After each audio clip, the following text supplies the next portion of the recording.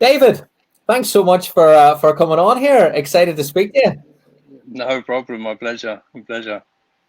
It's a topic that we're just saying there just before we start recording how actually important it is, especially in today's game, and it's a topic that we probably don't talk enough of. So I suppose I've structured these questions to kind of start at the youth level, and with your experience, when you're looking to uncover young talent, the talent at Palace with Sean Scannell and Ibra Sagache, what jumps out at you at that young under 12 age group, and how do you assess potential there? Yeah, I mean, those particular sort of two players you mentioned there was probably sort of 15 to 17 years ago, and at Crystal Palace at the time, given the area of where it is in the sort of southeast London, I was an academy coach, and what I noticed was when we used to play for academy teams, that there was sort of, when we played Arsenal or a Chelsea or especially other London clubs like a West Ham, they had sort of a real abundance of, what you call sort of like street, off the cuff, rough diamonds, with great physical qualities and technical qualities, and you could tell they had a little bit of an edge to them as well. So, and at Crystal Palace at the time, not to sort of scrutinise anyone there, but I was thinking there wasn't enough of sort of those rough diamonds within the academy. So, and given the area where it was, in the southeast of London, it's just a sort of superb catchment area. So, and I knew, obviously, my experience of living not too far from there at the time, I knew where some of these sort of gems could be sort of hidden. So with Wilfie, it was a case of, he was highlighted to me by my sort of young cousin at the time to ask me to come and look at this local team that he was playing in. It was quite an unfashionable team. They were sort of in the C division, of like the Croydon Tandridge leagues. It was quite far down, and they was playing sort of on sort of muddy pitches and sort of usual scenarios. Not the kit wasn't sort of all matching and stuff. So it was quite thrown together, and sort of stood out amongst that was this young talent in Wilfie, that he was just electric in terms of, so when he picked up the ball, he was so dynamic. He was willing to drive and run and take players on, and he was scoring sort of all sorts of goals. So he was playing nine-a-side for fun. And I was like, wow. And you could tell that, there wasn't any real structure to their football. They was just sort of, the freedom to play by sort of their coach at the time. I invited Wilfie in for sort of a trial over at Crystal Palace, and he had 6 weeks. And his first 6 weeks, when he came into sort of an academy environment, was completely different to him. It was very unstructured, and the coach at the time was finding it difficult to sort of incorporate in sessions. And that wasn't sort of to say anything about his coaching, but it was a new type of player coming into the system at that particular time. So we had a conversation, and I was like, look, we need to see him, and he needs to be seen in the game. That's where he's going to come alive. That's where he's going to show, and ultimately that's where he's going to be judged on going forward. So they played against Tottenham Academy, and I wasn't taking the team. It was a colleague taking the team, and he scored 5 or 6 goals. And then straight after the game, he said, no, I think we're going to sign him. And that was his first game at academy level. And it was just seeing talent in its purest form at such a young age. Someone that was completely a rough diamond. He was off the cuff, but he was so, you couldn't, there wasn't any particular thing that you was teaching him. He was doing things that, were very, sort of to the naked eye, I would say, was unstructured, but ultimately very, very effective. So he was just, sort of a unique young talent. And sort of a year later, Ibra, I'd only been in the country, I think, if our memory recalls, maybe only 6 to 8 weeks. And he was playing in an under-11 school tournament. And I just finished a coaching session at Crystal Palace Academy, and I just wanted to go and have a look. I wasn't looking at anyone in particular. I just knew there was a under-11 tournament. I just thought I'd go and be nosy. And then I see this, he's just stood out. Again, very unpolished, quite unstructured. He was athletically very good, and technically he was comfortable as well in possession of the football. That probably a different type of player to Wilf, where Wilf was very tricky and skillful as well. Ibra at the time was a very powerful young lad, and he had the ability just to drive past players, especially from the midfield areas as well, and carry the ball. And then he could offer something when he, as his final product, either a shot or a pass. And he was quite a bright young player.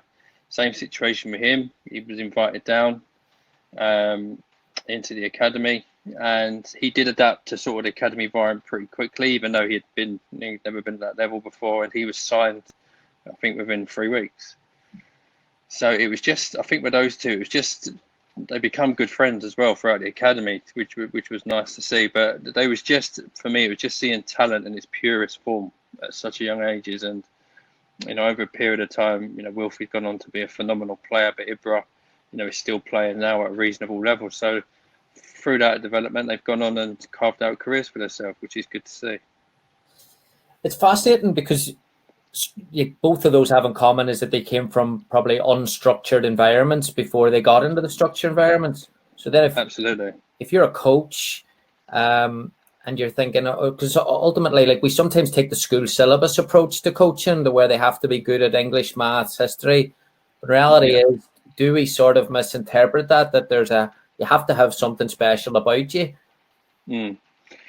Yeah, we do. And I think especially back then it was quite now, when you look at the clubs, especially academies, sort of Chelsea, Fulham's, West Ham's, Arsenal, they're very multicultural in their academies, and they and they find these undiscovered talents quite regularly. But we're talking sort of 2003, 2005, where I suppose the evolution of the game back then was starting to change. France was sort of quite a dominant force on the world scene with the players like Thierry Henry, and so those type of profile players was becoming sort of quite attractive, and then now obviously they're very appealing to most academies. But back then it was just seeing those unique talents, and perhaps since then have gone on and produced some wonderful players from their academy system. So I think it was for them utilising what they had on their doorstep, and then the coaches, they sort of come on board with that. I had to have an understanding that sometimes it's not just about your coaching session. It's not about how pretty it looks, or if it's going to go to detailed plan. You've got to predict when you have these type of players within your session, and they're all going to be at different intelligence or confidence levels. And it's about, I always think the best coaches are quite minimal in what they do. They don't say overly too much. They let the session dictate the play, especially at young ages. And I think nowadays, especially players of that ilk, really benefit from that. When you start working with Mauricio Pochettino, and a manager like that we hear about is, super detailed, super intense, does the process start where he gives you a guideline of what he's looking for, or do you have to gauge that by watching his sessions? How does that process work? Yeah, I was lucky enough to work with Mauricio twice. First was at Southampton, not so probably closely as I did at Tottenham, but that gave me sort of an insight to sort of how he worked. And one of the reasons that Southampton appointed him at the time is because he came from Espanyol, because he had a real affiliation with young players and bringing young players through into a first team environment. So, and Southampton at the time was producing sort of a number of real quality young players. So his process was quite simple. His game, he was all about in terms of transition. So players had to be sort of athletically capable, and it wasn't on about size and about physical size, just athletically capable. Technically, assured, but not perfection. And he was very detailed on character traits, very, very detailed to come into the team, because like my experience with most managers, the dressing room is quite, it's quite a sacred place. So especially for young players, what he was good at is accepting that young players are going to come in and make mistakes. They're going to have young players, they're going to do things that young players and young people do. But he would, if they had that sort of footballing quality combined with a couple of real sort of good character traits that he was looking at, and they'd be able to adapt. Then he was always open to give sort of young players that chance to sort of train with him and eventually sort of get opportunities to play first team. I mean, when you're looking at demanding, does that become part of it as well? Because that's the word on him, is that every day is a tough day with him.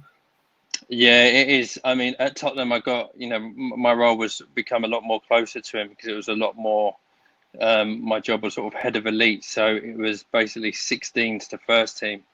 And the players that my team was looking at was the best sort of talent of 17s, 18s, 19s, not to sort of fulfill an academy or an under 23 position, but to train with the first team. So we had sort of quite a thorough process to do that, and that gave me a real insight to where I was located at the training ground, to watch him more train every day. So the time I was there, to watch his training sessions, to get to know him personally. I understood the process and the criteria of the type of players he wanted. But just to get to know that, because it was all about the environment for me. It was all about what we're going to bring these players into. So I had to get a real full understanding of him, his philosophy, his environment, his intensity. And so it gives you a real insight. So when you're looking at potential top players that can come in, and where Tottenham was at the time, they was challenging, for the league title. They was finishing second, respectively twice in a row. So, it was quite a tough ask to get a young player to do that. So there was a number of things that you had to be really assured on, especially when it comes to sort of decision time, where you was actually going to present it to management, to Daniel Levy and Mauricio, and it got to that level, and your process and everything you went through to get to that stage. By then Mauricio would have seen either clips of the player, or it depend on his availability on his schedule. Sometimes on the sort of odd occasion he could get out to watch him live himself. But what was good about him, he trusted in the process, and we knew that what he was looking for within that. Did he spend much time, again, someone who is willing to bring those players in and kind of, you said there, deal with the mistakes of those players? Did you see him spend much time off training with young players? Does he, coffees, lunch, meetings? Do you see that in the environment as well? Yeah, absolutely. He was very good.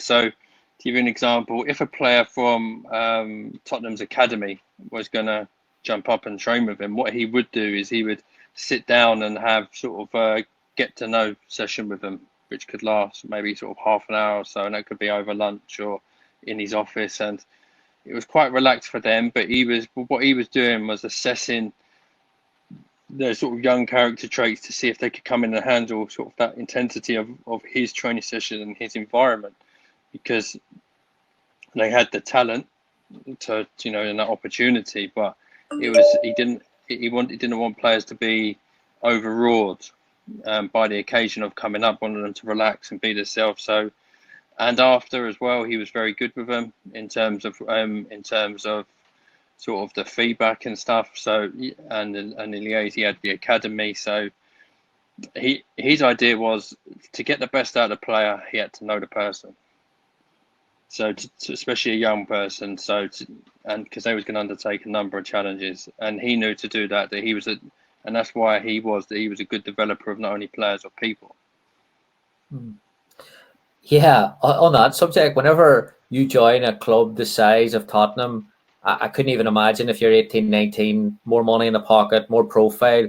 How do you manage the life changes in a person through that time? Yeah, I was lucky enough at Tottenham that the good thing was that we had sort of a certain sort of financial parameters and budgets that not only that we could purchase a particular player, we could, and sometimes if we was competing against a Chelsea, a Man United, a Barcelona, Bayern Munich, those type of players of the quality we wanted, if it did come down for sort of financials from sort of our position, 9 times out of 10 we knew that we probably couldn't offer what they could in terms of that. But what we could offer the player was a decent package, but a real footballing environment, education, where they're going to come in and train automatically with the first team. And we had sort of set criterias and set pay structures which allowed young players to sort of earn their sort of pay increases, if you like, on merit and performance. And So our philosophy wasn't to give too much too early. So they had to earn it. They was, fortunate enough to be at a club the size of Tottenham, train at world-class facilities with a world-class manager and players, and be in that real elite environment. And that was kind of their education, and that was kind of what we wanted them to buy into. Because if young top talent bought into that, and they didn't necessarily maybe they had other sort of agendas, then we knew that, tipping the odds in our favour, that we could have one that could really have a strong chance to succeed. Data and recruitment, hot topic. I mean, how much has that changed in the last 5-10 years? Yeah, it has. It's playing quite a prevalent role now, I think, in the game, and quite rightly so. There is a need and demand for it, and my take on it is you tailor your analysis, especially your recruitment analysis, to the identity and the philosophy of your football club, because there's an array of data out there that we can all have access to and use, but the way sort of at Tottenham, the way the analysts worked, and the way that was set up at Huddersfield as well, that it's used to enhance what you're doing. It's used to give you sort of outliers and benchmarks and base marks on certain criteria on players, and certain certain marks that you're probably not going to see on the naked eye. And we're looking to uncover maybe sort of potential talent that the scouting eye doesn't see. So it can throw up a number of real sort of interesting factors, how it can be used. But I think that's got to run parallel to the other work you do.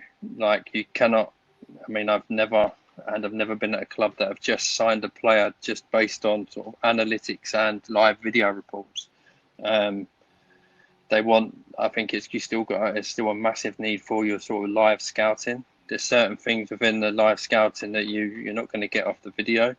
There's certain characteristic traits. There's certain intensity traits. There's certainly, say we talk about hard work. What is hard work? Well, that can be intensified on a game situation. If you're watching it live, there could be a situation where he's gone down to goal behind, 10 men, some poor decisions, and he's looking at strength of characters. So sometimes you can be mentally drained by them. So they're still continuing that work ethic and that strength of character. So all those things you see in support of the analytical work that you're doing, which is specific for your club, and as well as sort of a number of your profile work and all your sort of character profile checks, it all amalgamates to your sort of final decision process.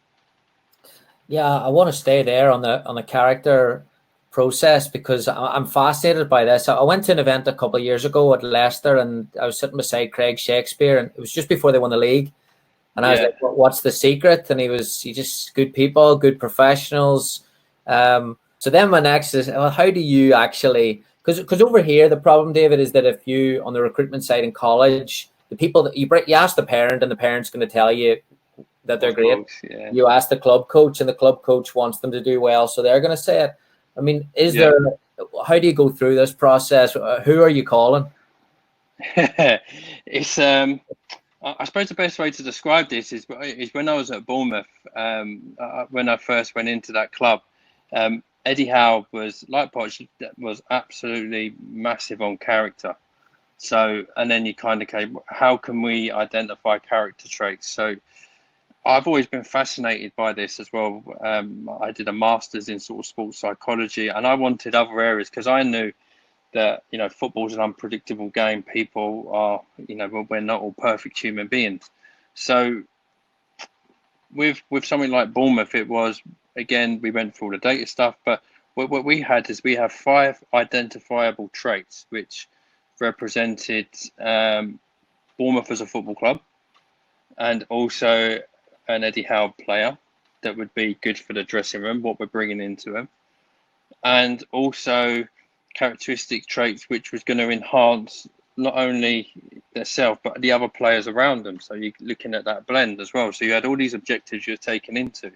So there were sort of 5 and we never had, you could never get all 5 because we don't live in a perfect world. But if we could identify 3, and that would be through sort of our own research work, that would be by our scouting observations, that would be sort of through their social media, that would be by talking to sort of close contacts or coaches, managers, associates that had worked with them that we felt we could trust as well. So you got to have that network that you can trust and have that reliability. And then you sort of marry those up with your playing traits, with certain playing traits as well, because they, the two should marry together, and you should start seeing, some things that particularly stand out. So you're not just looking to say he does one thing, that means he's a hard worker, that means he's a good character, that means that he does this. We looked for sort of what we called spikes, so maybe 2 or 3 things that might lead us to think, okay, that he's got a potential character to be this type. And then once we married them in together, that would be quite key, especially when we was like presenting players to Ed. That was, no player ever got past unless we knew, once we identified, he see all the clips and he was happy with all the data and all the information that was provided. It was always, okay, what do we know about him? Where are we going with this? Who have we got our references from? How have we found out? What's the social media saying? And that sort of gauged, and then we could marry that up and go, okay, well, we think he's a Bournemouth and Eddie Howe, he will fit into your team in this position because of this, and this from a character perspective. And I had that trust with Ed as well to do that, because he sort of trusted in your judgment. And that didn't come instantly overnight. That came with sort of the players over the sort of 2-year period that, I would say probably 80% of them are still there now. So I think it gives longevity, but if you can get that side right to the player, because that they're going to come into your club and enhance the club and enhance the dressing room, but also add longevity to sort of their career. They're not just coming in for the quick fix, and that was what we was looking for at Bournemouth.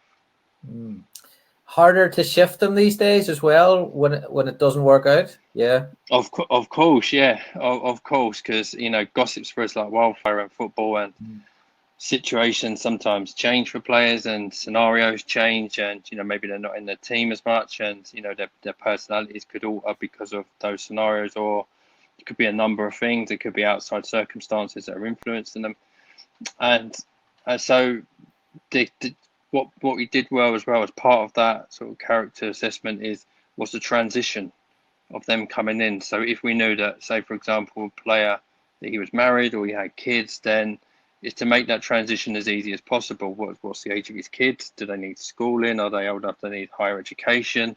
What type of areas you're looking to live? Bournemouth, is a beautiful area to live. So it was quite nice. So if they was an overseas player, it's got sort of free language schools. So again, we had access to that, and it was just small little details to make them sort of feel welcome, that to try and eliminate the outer distractions, if you like, or things that we try that might maybe sort of take away from their performance, to make it as comfortable as possible, that transition. Moving on now to management. What criteria do you have when? Yeah, this is the tough one. What's a set, or what's an example of a set of criteria that you would look for when the club said, all right, let's find the next person in charge here? Yeah, the good example of that would be Huddersfield, I suppose, because I literally was thrown into the lion's den a little bit, because I'd only been at the club probably 3-4 days. And there was a change of management from Jan Sievert. I had the call after the Fulham game. The owner phoned me and told, I've made this decision. I know you're due to start, you've only started a couple of days ago, but there's going to be a load of applications come your way on your email tomorrow morning. And I'm thinking, right, okay. So my first thought was, right, okay, I need to get up, because I was still sort of in London at the time. Right, I need to get up to Huddersfield and ingrain myself in the club as much as I can. So start to look at, well, what is Huddersfield as a football club? What type of manager does it need? Once that was agreed, that what type of manager it was going to be in terms of where he was going to look. So we wanted sort of an up-and-coming manager, was open to look abroad, was open to look in the UK. But it was something that had a little bit of success, but someone on the rise, someone up and coming, someone's going to be new and fresh impetus, because Huddersfield at the time hadn't won, in quite a long time, being relegated from the Premier League. So all those factors come into consideration. And then what is Huddersfield as a football club? It's based in Yorkshire. It's a hard-working town. It's got a real community affiliation associated with a football club. It's got real core values, in terms of like hard work and honesty, and what they wanted is from any member of staff that come in was just that commitment to the club and understand what it was about. So when we went through our criteria, we did sort of some analysis profiling on what I would call the usual, which probably a number of clubs go through in terms of sort of their playing styles, because we wanted a certain playing style. And then we would say, right, we want to bring academy players through. That was part of our sort of 2-3 year plan to integrate academy players. So young managers that are been used to working with, or had good affiliation with young players as well. So that was a key for us. And also affiliation with maybe the community, that they could engage with a fan, because obviously the team at the time wasn't doing so well. So just to give that sort of that lift, the group as well, the players obviously weren't, were struggling a bit from a mental capacity. So we had to take in all this summary. And when you do that, there's probably only sort of 4 or 5, and obviously financially as well, what type of financial package is going to look like. 4 or 5 that really come out of that stand out. And then the ones that are not employed, there was a couple that we spoke to. Also, you can speak to them. The ones that we needed to speak to, we obviously got permission from their clubs. And then it was just getting that. Well, once we got all our criteria down and we narrowed down what we thought from the outside, I sort of did a lot of research on the ones in terms of trusted people, right? In terms of, we're doing the opposite now, where players that have played under them, managers that knew them on the circuit, and some real trusted sources that you could gain sort of some insights to their characters as well. And then when we spoke to sort of a few, the ones that stood out to us the most was the Cowley brothers, because they ticked not only sort of the footballing side of things, that their core values was pretty similar to Huddersfield's. What was the mantra from the new owner? So that was a massive tick. They'd done a lot of community work at Lincoln. That was a massive tick. They were young managers on the rise. They had good success. We like where they come from, all the way from non-league, all the way up to League One. They success in the FA Cup as well a couple of times, and they had the sort of ingredients. They could get the best out of. Players, because if you look at the squads they worked with, they wasn't always probably the strongest teams in the leagues, but they made them strong probably through their work ethic and their training and working with the players on a daily basis, and that's what we really needed. So when we sort of married everything together, it took about a 5-week process. That was sort of our sort of foregone conclusion that they would bring that, and they did. When they come in, they sort of hit the ground running straight away.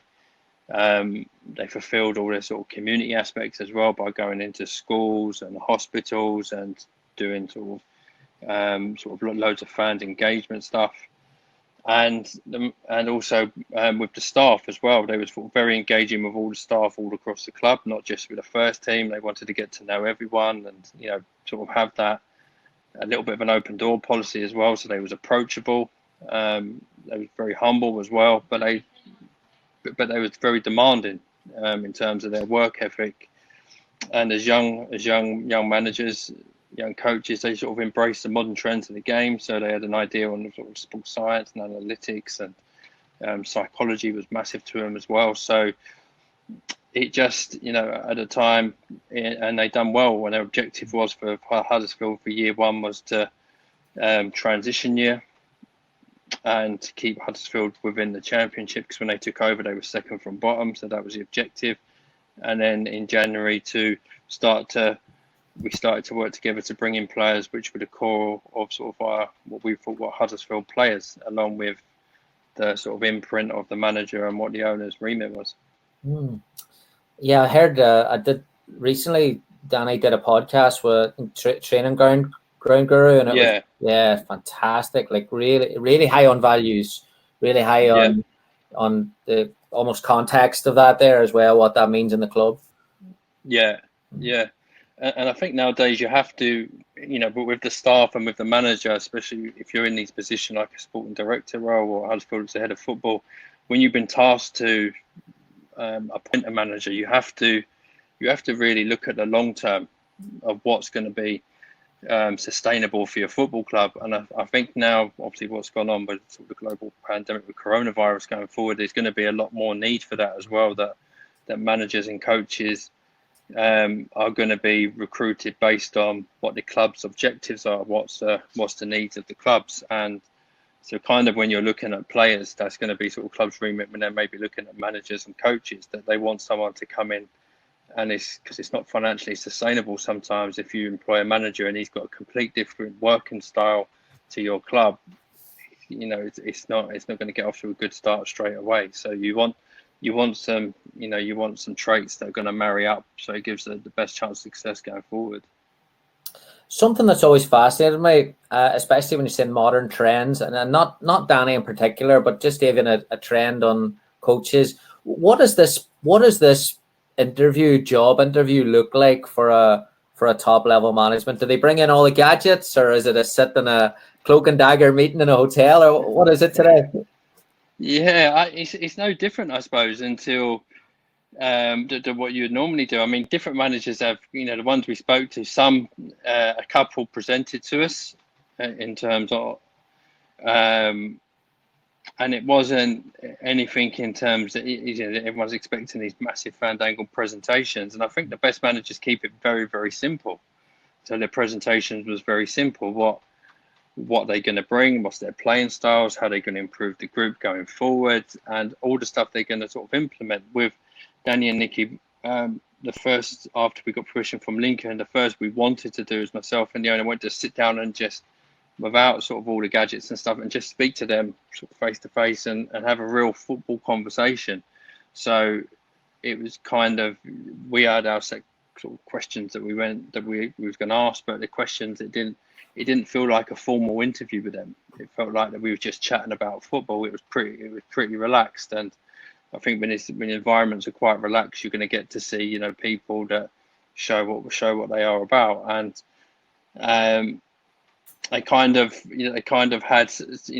spoke through their philosophy and their values and the way they played and their playing style and stuff. So I think it's just all depends on the management of how they particularly want to get their message across. How can a coach, because tactical flexibility is also a thing today, and obviously working with people that have excelled in that there, how can you be tactically flexible, but then also, that environment isn't jumping all over the place every day of the week? Yeah. I think also, especially with the managers that I work with, that they kind of had what they call their philosophy and their identity of play. So, and key principles was a big one as well. And Danny and Nikki had that. So if you look at those three points and just say, look, this is how we want to play. These are and with Ed's playing style was very possession based. They wanted to control the game. They wanted to have players that were very technically proficient on the ball, and they played sort of a couple of systems that suited that. With Poch, he had sort of a 4-2-3 or 4-3-3 framework, and but if you freeze frame the game, you'd always say that you could never see what we're playing, because sometimes you could evolve into where you had what we called 5 attacking players all bombing forward, and he had 5 sitting back, or the wingers coming in from different objectives and different scenarios. So it was always the identity and the functional of their play and the philosophy, rather than sort of the tactical sort of evolution of it. So if they stuck to their key frameworks, then the tactical flexibility within game, especially at those levels, they was expecting players to, been able to adapt to that in terms of sort of rehearsed training. Brilliant. Last couple for you. The managing upwards is, I think, a key skill, and being in a position that is upwards, because we always ask it the coaches and they're talking from down about. I mean, what tips would you have for a coach who needs to almost master certain skills? I mean, how do they connect with that upper level management? Yeah, I think you have to accept sometimes if you're hands on with the chairman or the owner from a management and from my position point of view, I think your first objective is to understand that it's their football club, and they want to impose the way they want it run from an outside in perspective in, and the playing style from the coach is obviously agreed beforehand. So, and I think it's having sort of like an unwritten contract before you go in, and some sort of like agreements in place that that's not going to hinder the progress of the manager doing his job, and the manager understands that this is the way the owner works. So then you've got that sort of unwritten contract before you go in.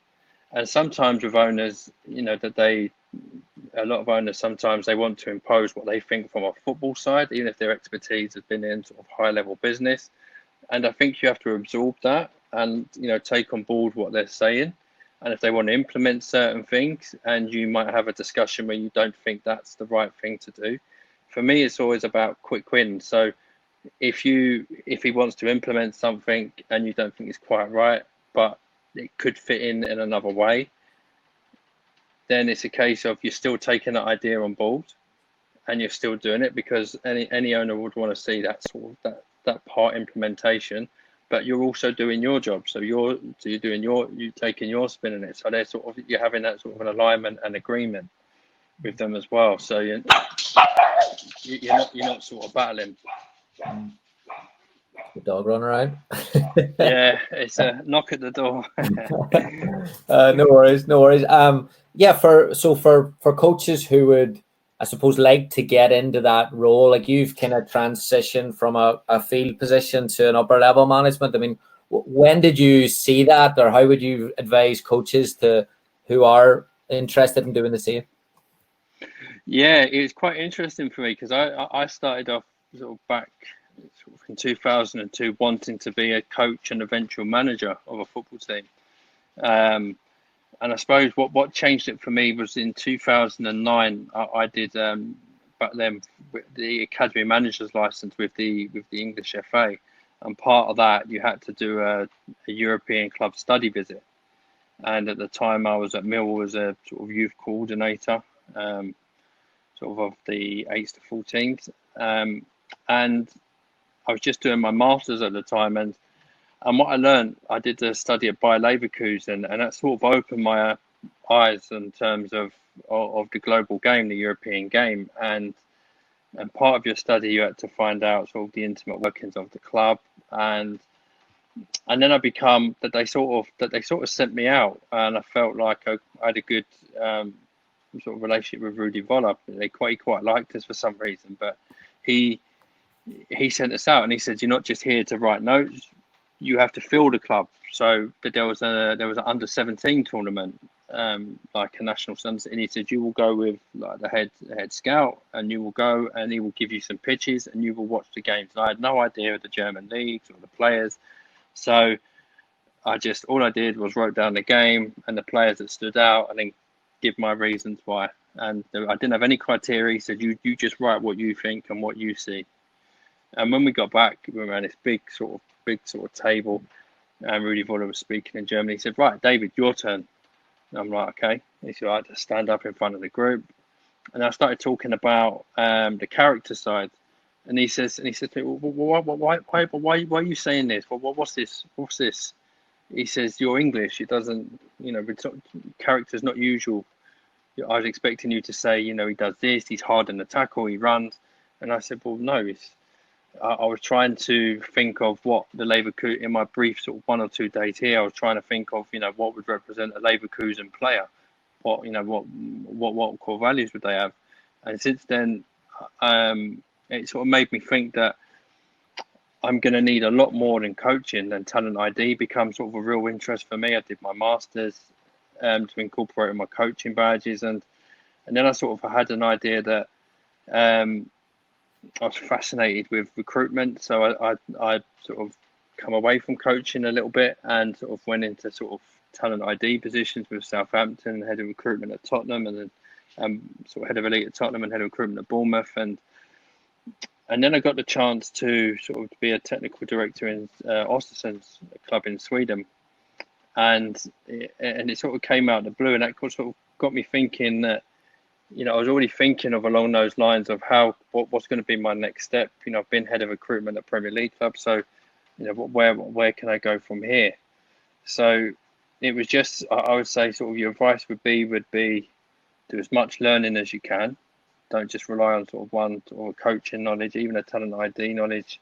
You know, I did a master's knowledge because I wanted to, you know, have my own unique way of looking at players, and I think that's helped me adapt my methodology when I go into different clubs, because each club had a different playing style, different managers, different philosophies, different DNAs, and it helped me understand that even though that I might have my own idea of football and how what you think is a really good player, that it's about environment, and that was my key thing about understanding that, and also amalgamating them all together. So amalgamating the sports science, amalgamating the analytics, the physical conditioning, the medical, and it started to me think, well, the way the game is going, that it's becoming more, you know, prevalent to have a sporting director or someone in that role. And I wanted to make myself educated, so when I got to these positions, that I would have probably a strong knowledge on one, which would be recruitment, but also a good understanding on coaching, analytics, so I could have detailed conversations and with sort of members of staff from those departments, and that I had good understanding of how I could align all that to what the values of the club were. So it's a case of, I think it's just, for me, broadening your horizons of not just looking at football clubs, but looking at other businesses, other sports. I think psychology is a massive tool to have in your armory in terms of understanding talent ID and recruitment, along with analytics. And I think if you start to sort of narrow down sort of 2 or 3 real quality tools that you think you're good at, and then eventually you do want to sort of give you that chance to be a sporting director, that will sort of give you maybe a sort of solid foundation to you know, build yourself up into that role. Fantastic. Brilliant. David, thank you very much. I've really enjoyed this. Flown by. No, really good. No, really good. Thanks for having us. No problem. Hopefully we'll see you. Look forward to seeing what's next, and hopefully when football in the world goes back to normal, we might get you on again in the future, hopefully. Yeah, no, I look forward to that. Brilliant. Thank you, David. Thank you so much. Appreciate it.